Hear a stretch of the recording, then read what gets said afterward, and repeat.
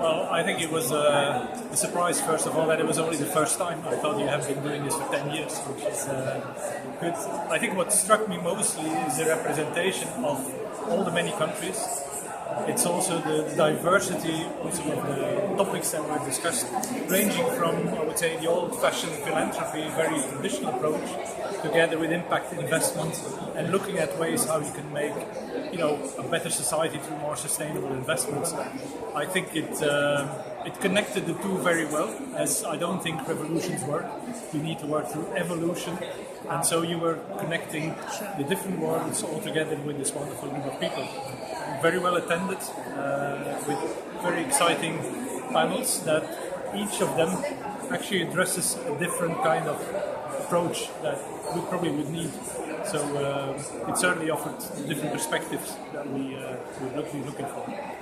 So as a panel speaker, what would your advice for the audience here be on social impact and on CSR per se because of Johnson & Johnson Corporate Citizen Trust Fund?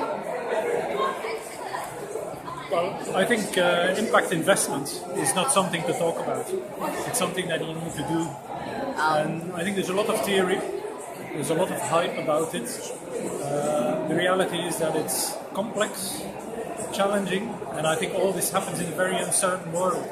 So therefore, I would say, the best thing is to take time, be patient, develop a lot of resilience, and start talking to people and explore with different partners, different types of stakeholders, internal in your organization or your company, but also external, explore potential how this could look like. And don't be tied to definitions. I think I remember when we were talking internally about impact investment, people said, you're the ones from the social bond. And I said, no, social bond is just one element. If we look at it, it is about how can we deploy capital in an innovative way. And the best way probably is to do it in a blended approach with, grant making is still part of it. It's helping to build the capacity. It's helping to take the risk. People are an essential ingredient. I mean, it's the people who bring the skills into the growth stage of the partners that you work with. But you create a sequence, a continuum, that takes it to the next level, which is about investments, and then basically says, let's change the relationship from a grant making into an investment relationship for the years to come. And that is the model that I think I would suggest. It's the model that we're trying out, and I think it's a model that gives us the opportunity to learn because we're just starting. And that's the most important thing. So, Mr. Welvaert, people always comment that CSR is always focused on the organization's benefits and impact first before they are concerned about the consumer's benefit. What is your feedback to this? Can you repeat that? CSR is always more focused on organization impact before the consumer or the community impact. So you are that man behind the big CSR fund. What is your take on this? Well, I think when you work in social impact, it says so. It's social and impact. Yes. So it implies two things. Definitely. Social and enterprise value, and I think transformation, and I think that's also the one that we are going through in J&J now.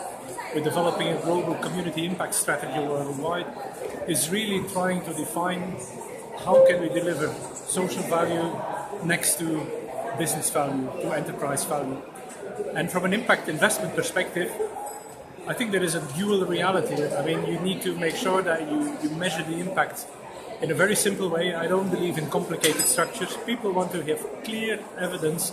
What is the difference when we invest prior or after? Yes. So the social aspect is very important, but the financial aspect is also very important because the financial return that we're projecting will enable us to demonstrate the model. We're basically proof testing. Sure. And what we want to do to corporate and to our treasury and our financial services is say, well, this model works and this is how it works. So therefore, I think we're focusing probably also to a great extent on understanding the financial return so that we can create a loop. Interests will come back into the trust or into J&J. Sure. There will be capital repay. And if the capital payback happens, the principle that has been projected, you're able to continue. So you're creating that sustainability, that sustainable financial structure in a way. So that I think it's I'm not sure if it's a 50-50. I will not express myself, Sure. but it's equally important.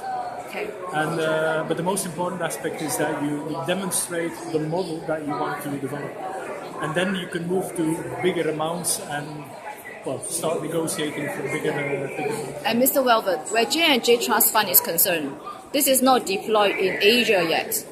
So the success of the proof of concept in whatever you're doing now is going to be important for Asia in J&J's culture. Yes, well, the thing I would have to say is that the resources that we have received are global, so they do include Asia Pacific, Great. Latin America, North America, Europe, Middle East, and Africa. We have not made any decision. We have taken one opportunity already to our impact investment board that was rejected too early. We learned a great deal about that because it's the dynamics of the committee. Yes. But no, Asia Pacific is part of it, and I think what I've learned at the conference here is that Asia Pacific is a very dynamic young region where probably a lot of the opportunities of the future and the future companies that will make a difference in the world will probably come from here. Yes. So we're looking with very interesting arms to eyes to what's happening here. Okay, thank you very much, Mr. Welvaert. You must come back and share your work sometime down the line in the TBN Asia network. I will. Thank you.